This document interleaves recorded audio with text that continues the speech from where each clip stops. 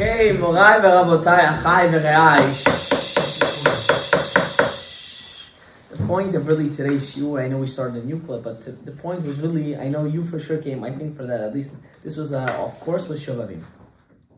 Hanukkah just finished. You have to leave? Not me. You have to leave? Not really, continue. That's right. Hanukkah just finished. And we spoke last time that Hanukkah has all the lights, all the orot of Ab, Sag, Ma, and Ben, right? All the lights of the four worlds that we have some connection to. And in these orot,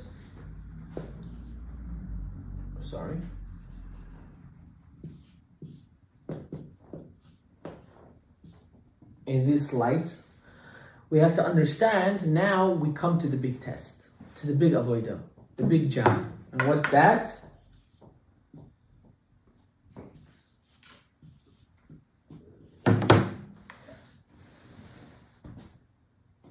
Shovavim. And this year we have Shovavim Tat. 9. Huh? 10. 8. 9. Shovavim Tat. What's Shovavim Tat? Tiluma and Tetzaveh. Truma Tetzaveh. Tetzaveh. Shovavim, Tat. There's an extra 2 weeks this year because we are in a leap year, and this means that this year is even more powerful. So how many weeks do we have? 7. 7 weeks? 8. It's always 8. 8 is me'ala teva. It's Beyond nature. above nature. But why is this important? You know, Shovavim starts at the week of Shemot.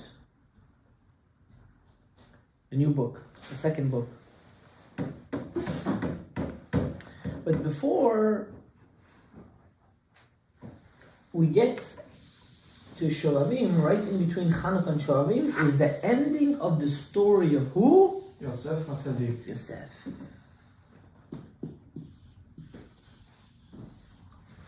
Please sit down. Please stay here. Please stay. Back, hold it in. Stay here. Shovavim is Yosef. Right. Why is this important? Yosef is what? Is the Yisod. Foundation. What is the Yisod? Brit. Torah. Brit.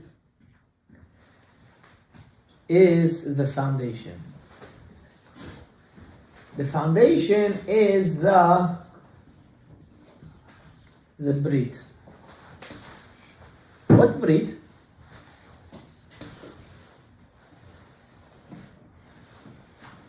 Lashon, the tongue, and the erva, which is the private spot. These are the Brits. Oh, who cares? You know, this year we decided to talk about Shovavim more in advance. I never spoke about Shovavim actually. I never thought it's proper for me to talk about the Yisod. Because I think people take it very jokey and lightly, and they don't really. Yisod means what? They don't. Yisod, I just said, it means your brit, and your brit means two things. There's brit lashon. What does that mean? Not cursing? The tongue. Not cursing? Your tongue is considered a yisod. But like, that means like not cursing? It means anything to do with improper language, improper use of mouth. We all curse. Straight up.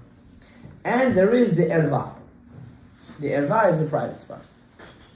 I heard when you. I heard. No. I heard also a lot of things, but let me speak. Let me speak today, please. I have very little time. I want to put in as much as I could in this little time. Let's go fast through the story of Yosef, and like this we'll understand really what is the avodah of Shovavim. Yosef HaTzadik was born to his mother, which was Rachel Imenu. Rachel Imenu was considered the most favorite of the wives of Yaakov Avinu.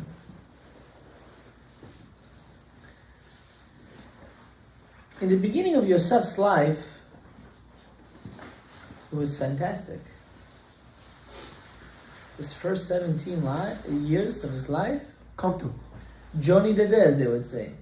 The father's love. You got everything, Yosef. Everything. To the point that he even got spoiled.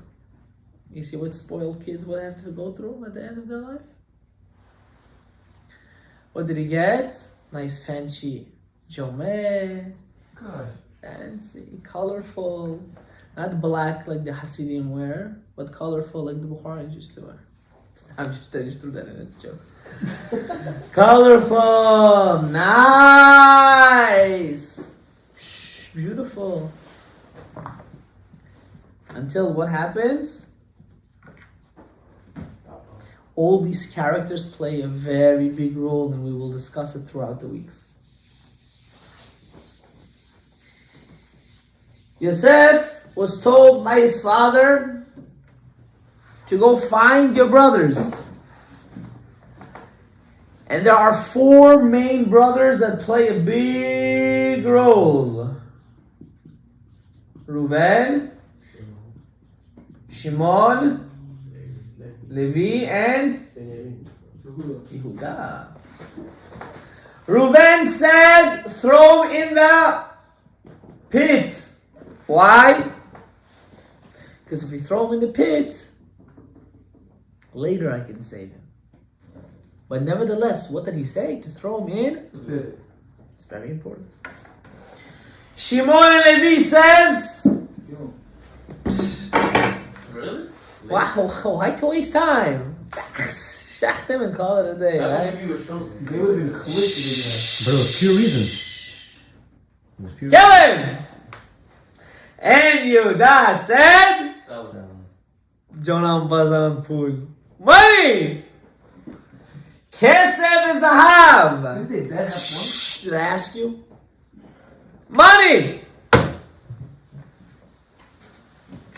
And what happened to Yosef Miskin? Where did he go? He went to Misraim. Let's understand really what's going on here.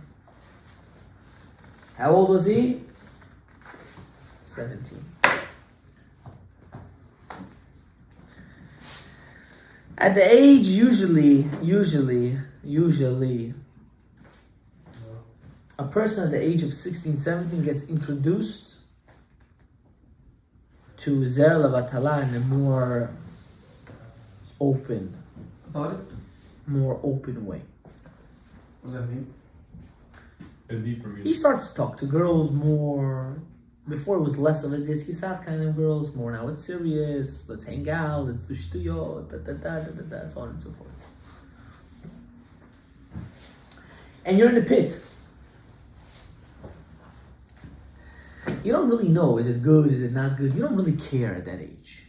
I'm gonna be honest with you. Your care of doing the sin, it's not there. Why? Kaif, ya kaifu, Rabbi. I'm enjoying. Why do I have to care? Until you get to a certain point, you say, I can't. I'm depressed with my life, Rabbi. I did so many shtuyot. And you reach the point that you even want to kill yourself. To the point you think you're not getting married because of it. You're not making money because of it. Your life has no mazal because of it. Everything you blame in your life as a ravak, as a single person, what do you blame it on? On the breed.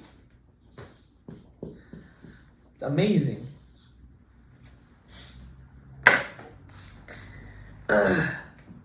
Until you get to Yehuda. Now what's Yehuda? Money. A lion. right now means money. Why? Because Yehuda sold his brother Yosef. What is that soul? Rabotai, for 1 second, don't think once you get married, you're free from this sin. I know, it's hard. Can you please just be quiet? I beg you. I beg you. Fine. Thank you.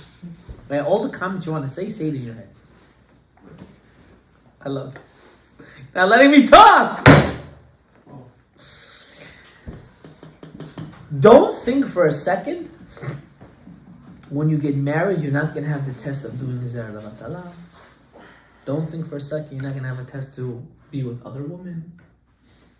Don't be for a second, you're not going to have a test to sleep with your wife when she's in Nida. Don't for a second have any of these thoughts, because it's going to happen. It's a reality of life. What does that have to do with Yehuda? Sometimes we're willing to sell ourselves to the Yetzer Hara. And where do we end up? In Mitzrayim. The worst of the worst. The biggest pit. What happened to him? Let's look at the story. Yosef ended up in his master's house. For 1 year he lived luxurious. You just get married, first year of marriage, everything is bye. Everyone's happy, you're always available, she's always available, you're enjoying life, habibi, the doors are always open, and they say. And then for 12 years, where does Yosef HaTzadik end up? In the Ma'atzar, as they say, right? Ma'asar, in jail. After those 12 years, Yosef HaTzadik has a salvation and he becomes the head of Paro's house. Abotai, this is our life.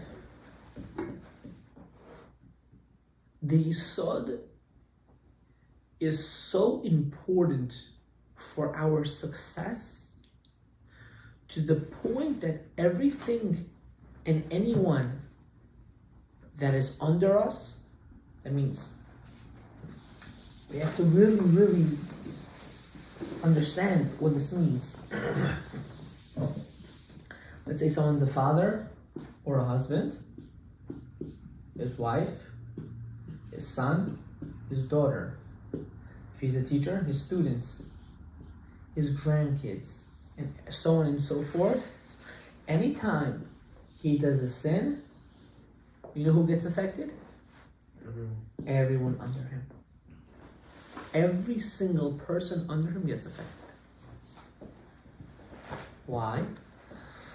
Because even though you're affecting your Yisod, klapei, that means against them, you're not necessarily their Yisod, but you are in a higher level than that. For example, for your wife, you're considered Abba, and she's considered Ima. These are very high terminologies, and hopefully throughout the weeks I'll explain. For your kids, you are Zun, which is also really like an Abba figure. And for your students, you are their Yisod, and they are the Malchut. Anything you do makes a trickle effect on the people under you. So what? Now I cannot progress in my life because the people on top of me are sinners? Or now let me blame everyone that I have in my life because my mazal is not good because of them, right? Because I'm under them, it has to be something's wrong. Let's get to this week's parasha. You see, we don't understand how the Torah talks to us because we only learn Pshat. We don't learn the depth of the Torah. Yosef HaTzadik becomes Tahor V'Kadosh, and who comes to him? 10 of his brothers. and all 10 of his brothers bow down to him. He said, it's not enough. Bring me the 11th. So 11 come. And they all bow down to him. And here comes this week's parasha. The fight between Mashiach ben Yosef and Mashiach ben David, which comes from Yehuda. This week's parasha? They're beefing? They're beefing? They always beef. Sfaradim, Ashkenazim don't beef. We don't even know why we beef. Who's Mashiach ben David? He's Ashkenaz? The Haidah says the Sfaradim come from Yehuda and the Ashkenazim come from Binyamin. But then we get something. Whatever the case is. I just told you what the Haidah says. But you ask any Hasidic guy, they tell you they have a Yichus Tol David HaMelech. You know, the same way how Eliyahu Navi said in his time that if you look at the Kohanim in the Beit HaMikdash, he said only one out of these thousands of Kohanim is an actual Kohen.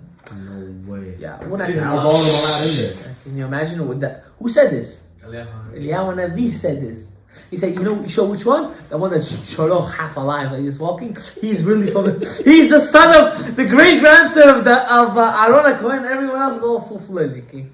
Understand? Like the fake Kohanim? They're not fake, everyone wants to be a Kohen. You get money, this, that, you're right. Are they even allowed in the Beit a lot of HaMikdash? people on today, right? No, but whatever. I don't know. When Mashiach comes, he'll tell us that. Wow. Who's Mashiach ben Yosef and Mashiach ben David? Everyone has this inside of them. Mashiach ben Yosef and Mashiach ben David are two huge elements in our life that we need to do achdut. And what is that? Our chokhmah and our bina. What's a chokhmah and what's a bina, Rabbi? You lost me. There are three major levels of intellect. Chokhmah means the inkling of an idea, and bina means trying to develop that idea. You know what the problem is with most of us? Either we have the chokhmah or we have the bina. Majority of us don't have both. And why is this important? It's okay if you don't have it. It all depends on your shorsh neshama. That's why friends are very important. So is a wife, and so on and so forth. You have to know how to unify your chokhmah and bina. For example, is your internet filtered or not? Don't answer. Is the workplace that you work a place that's kosher enough that you wouldn't mind your own son working? Don't answer. Is the surrounding of people that I'm around only talking about znut, which means relations and sexuality all day, or not? Don't answer. All these things play in effect how your chokhmah and bina gets developed. Show me your friends and I'll tell you who you are. That's not for no reason. Think about that. Okay. So what's the salvation, Rabbi? You know what the salvation is? Yaakov Avinu.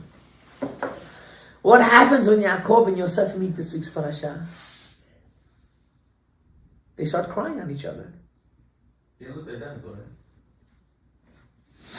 They looked very similar. But Yaakov Avinu said Shema, and Yosef was crying.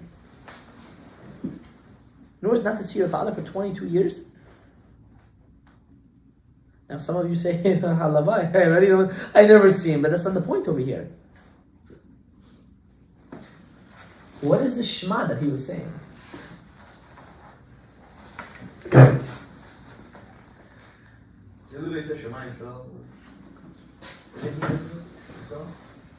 Oh, so he was the first one. Where are you going? Said these things?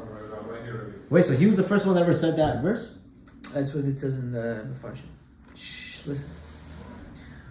I'm gonna now give you a secret to Tikkun Zer Levatala right now. We're gonna, throughout the weeks, we're gonna throw a lot of different tidbits for everybody.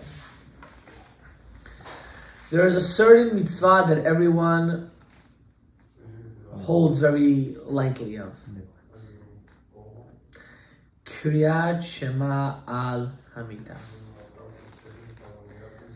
Kriyat Shema al Hamita, saying Shema Yisrael before we go to sleep. Rabbi say, it takes literally 15 seconds. Kriyat Shema al Hamita is extremely important. Why was Yaakov saying Shema? He was actually saying, I'm unifying with my Yisod. I'm unifying, which is the Tiferet, which we'll talk about, not today. I'm unifying myself with what? With my Yisod, which is Yosef HaTzadik.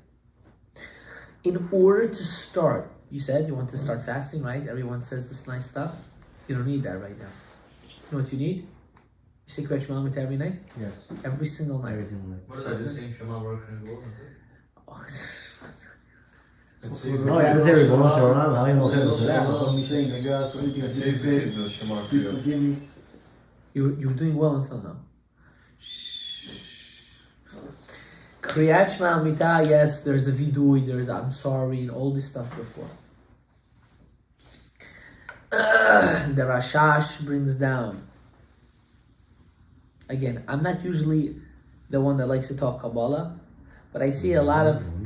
No, what I tell you is like baby Kabbalah. What I've been learning when I was 5 years old. My father had been teaching me. But slowly, I see people actually like it, so we're actually going to get into it right now. The Rashash brings down, which they say is the Gilgul of the Ari, that if a person says Kriyat Shema Al Hamita with the Kavanah, he can literally kill 120. so many mazikin, so many evil inclinations that he created in his lifetime. It's mind-boggling. How do we do it? Now, I'm not going to teach you the kavanah because I'm a realist. You're not going to do it. You're not going to even know what to do. I want to tell you the pshat. Even in Kabbalah, there's pshat. When you say Shema Yisrael Hashem Elokeinu Hashem Echad, right, which just in that can take you 35 to 40 minutes, before you say Baruch Shem Kevod Malchuto Le'olam Va'ed, right, there's two parts. You have to have in mind and envision in your hand. You have a sword, and that sword is double-edged. Cherev pifiot beyadam, we say, right? We say that Hallelujah when? And Kriyat Shema Al Mitah. We also say it when? And Shacharit. Why do we say that Hallelujah at night? Just because of that pasuk. V'cherev pifiot beyadam, and a double-edged sword in their hand. In whose hand? Shishim Geboim, no? In your hand, yes. One was. But in your hand. Why? Because you have to imagine right when you say Echad, after you do the kavanah of Arba Mitot Beidin, and then Rappach, and then again Arba Mitot Beidin, and you're thinking you're Ma'aleh, and so on and so forth, and you're going down, you're doing the Yichud, and all that you do. You have to have it in your brain. You have to actually physically imagine that you're holding a sword, and you're actually chopping off heads of mazikin. This is not a fairy tale, Rabbi Sai. What your brain, the power of your brain is so strong, it's unbelievable. The power of your machshava is beyond understanding. You at that time can destroy millions if you're zocheh. You have to picture in your brain that you're just slicing their heads off. And then you say Baruch Shem Kevod Malchuto Le'olam Va'ed, and you say Ba'ahavta. This is the first tidbit I'm going to give you for Shovavim. But you can never run away from this sin. You can't, but you can help yourself. What do you mean by never run away? You can never run away from the urge of having intimate relationships. You're a man. Hashem created you with a nefesh habehemit, with an animalistic body. And that animalistic body has certain urges. And one of those urges is to be physically intimate with another being. That physical, intimate level that you have, which is normal, I want you guys to understand something. That's why you're men. Do not think for a second. I always tell this to some of my kids in my yeshiva. I say, Baruch Hashem, you tell me you have these problems. If not, I would think you're a little bit rainbow. You have these urges. You're supposed to have it. If not, you would never get married. Right? First of all, since you guys are not married, Kriyat Shema L'Mita. Second, your goal and your focus right now has to be finding a shidduch. Your grandparents' time is over. You're not running away. You're not in Sayuz anymore. You're not. You don't need to have millions of dollars in your bank account. No. Just get married. The younger she is, the better it is. Why? I'll tell you why. Moldy. There's a saying in Bukhari, while the girl's eyes are closed, you marry her. Why do they say this? Because less expectations.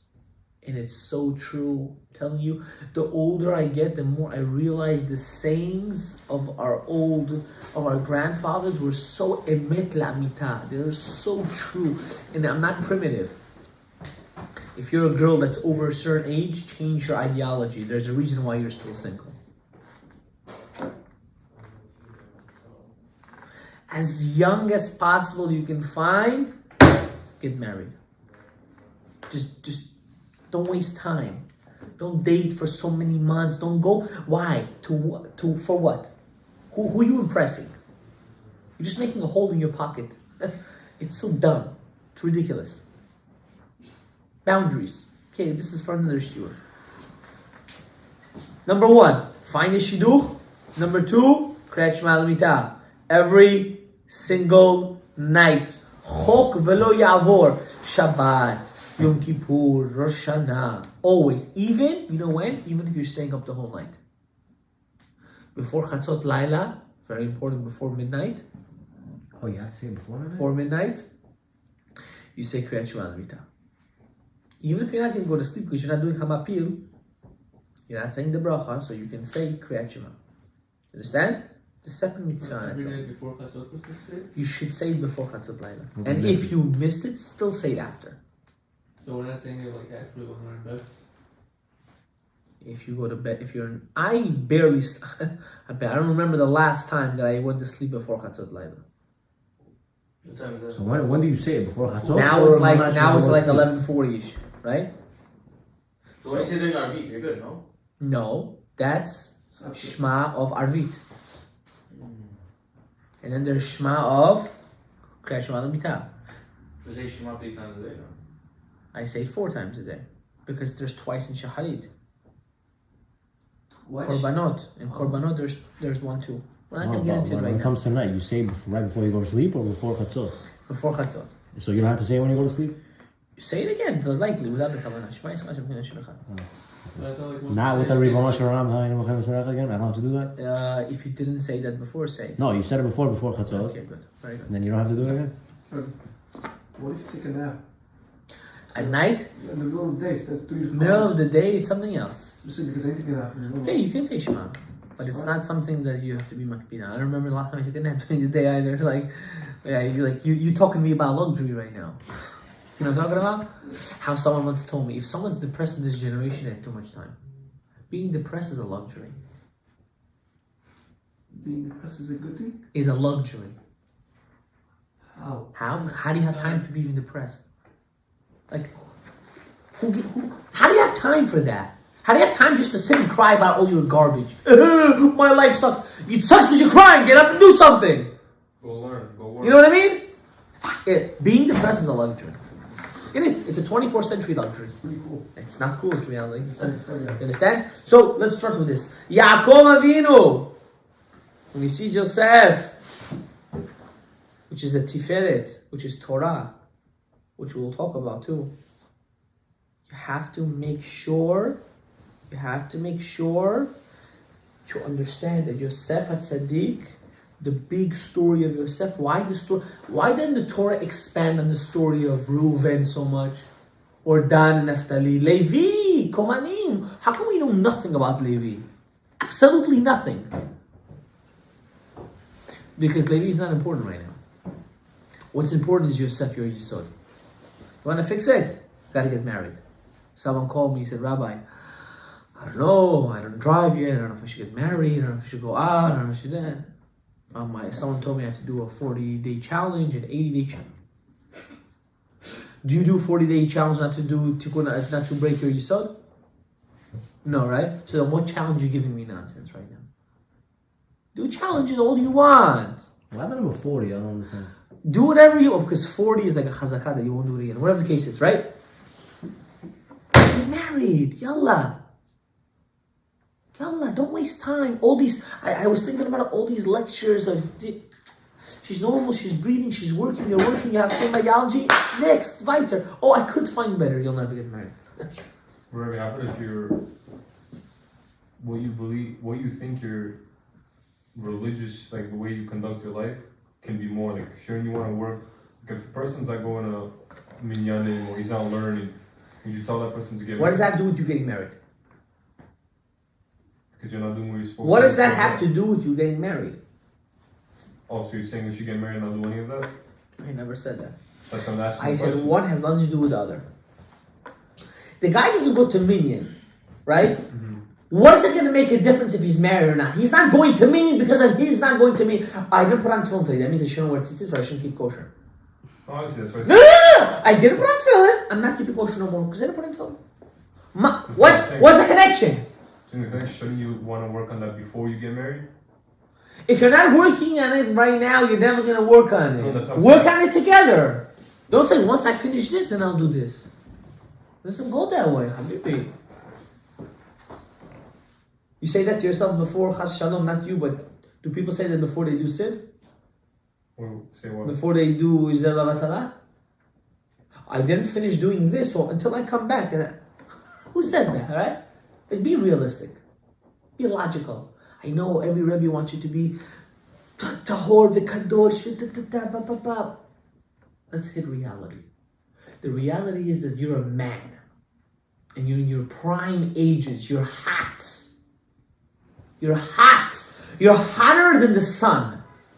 And you need to do something called priyah via. And you don't want to do it bi-isur. You want to do it beheter. And the only way to do it beheter is to get married. Yeah, we can't just tell anyone, yeah, get married at 20 if they're not doing it. If they're not doing anything what they're supposed to do, what God wants them to, you just get married like that. Elamai, guys should do some sort of ishtadlut. I'm not telling you, you're not a couch potato. But usually most human beings, when they reach that point of, wow, I need to get married, they start to get their things together. I never yet met a man 100%. that just said, okay, I'm just going to get married. Yeah, who's going to look at you? With that mentality, where are you even going? So your question doesn't even begin. Understand? So I'm going to finish with this. I really had so much more to say. So many different details. He's excited to leave because they have to go eat or go gym or party. So sit back down. I didn't finish. So I just want to finish with this. Sit back down. I want to finish with this. Fast recap. Shema Yisrael, Kriyat Shema Al-Mitah, extremely important.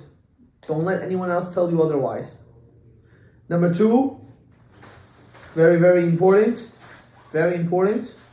Try to get married ASAP. I'm not telling you this because you getting married, physically I have no benefit. No benefit. So why am I pushing it so much? Because it's for your benefit. You want to grow properly with the girl, the younger you are, the more proper you're going to be with her. The older you are, the more you're establishing your roots. It's gonna be hard for you to change. You don't want to live with a roommate. You want to live with a spouse. I promise this to you. You don't want a roommate. You want a spouse. That means even the arguments that you have in your house shouldn't be on selfishness. It should be what is the right thing for the family. That's where you have to get to. Baruch Adonai Olam.